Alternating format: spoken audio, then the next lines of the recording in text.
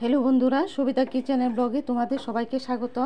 আজ দেখাবো তেলাপিয়া মাছের ঝাল। প্রথমে মাছগুলিকে হলুদ আর নুন দিয়ে ভালো করে মেখে নেব।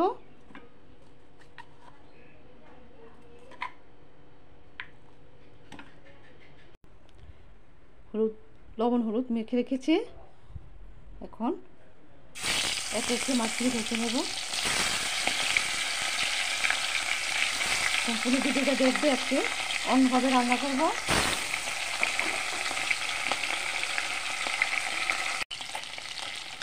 মাছগুলি ভেজে নিয়েছি, উঠিয়ে নেব। এখন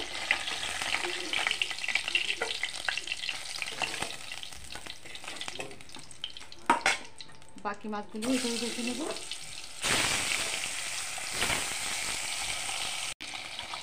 বাকি মাছগুলো ভাজা হয়ে গেছে, উঠিয়ে নেব।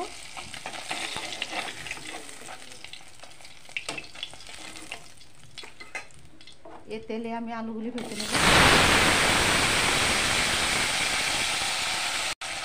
অল্প হলুদ দিয়ে দেব।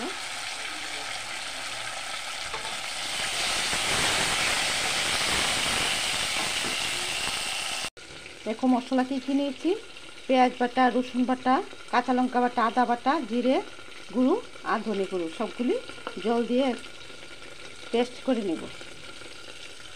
আলুগুলি ঢেকে দেব, তাড়াতাড়ি সিদ্ধ হয়ে যাবে। দেখে নেব। ভাজা ভাজা হয়ে গেছে, নামিয়ে নেব। আলুগুলি ভাজা হয়ে গেছে, এখন উঠিয়ে নেব।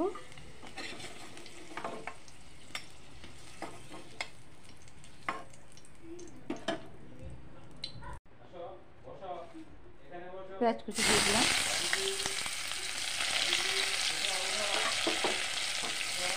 ভাজা ভাজা করে নেব। মশলা পেস্ট করে রেখেছি, মশলাটা দিয়ে দেবো। এখন হলুদ দিয়ে দিলাম, পরিমাণ মতো নুন দিয়ে দিলাম।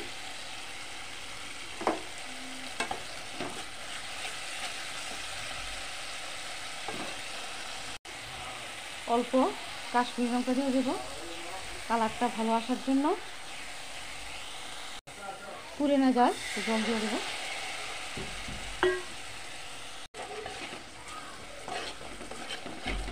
ভালোভাবে কষে নেব। এখন আমি টমেটোগুলি দিয়ে দেবো,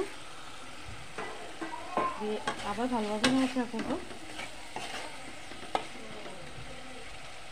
কিছুক্ষণ অপেক্ষা করবো।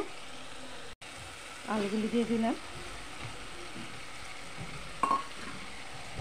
দিয়ে ভালোভাবে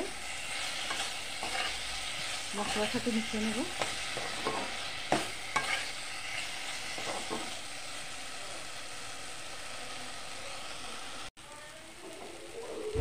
জল দিয়ে দেবো।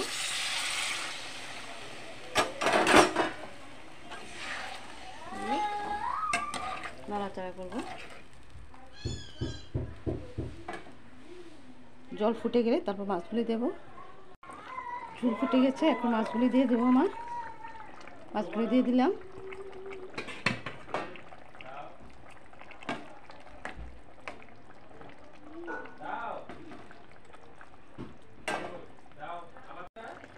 এখন মাছটা নামিয়ে নেব, কিন্তু আমার রান্না শেষ হয়নি, আরও কিছুটা বাকি আছে। আমাদের দেখতে থাকো। কড়াইতে আমি অল্প তেল দিয়ে দিলাম। মাছ রান্নার প্রথমে আমি কিন্তু শুকনো লঙ্কা দিইনি, এখন দিয়ে দেবো তেলে। দেখো কারি পাতা দিয়ে দিলাম।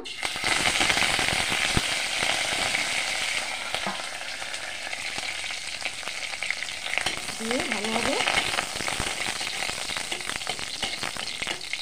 গন্ধটা ভালো আসার জন্য তাই আমি প্রথমে দিইনি, এখন দেবো।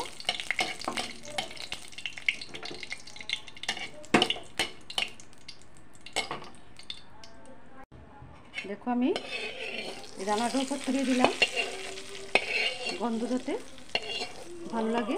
প্রথমে দিলে হয়তো সেই গন্ধটা আসতো না, এখন আসবে, ভালো লাগবে। তো আমি নাড়িয়ে দিলাম অল্প অল্প করে। দেখো আমার রেসিপিটা কেমন হয়েছে। তোমাদের যদি ভালো লেগে থাকে তাহলে লাইক করবে, শেয়ার করবে, সাবস্ক্রাইব করবে। আজকের জন্য এতটুকু, পরে দেখা হবে অন্য একটি ভিডিও নিয়ে।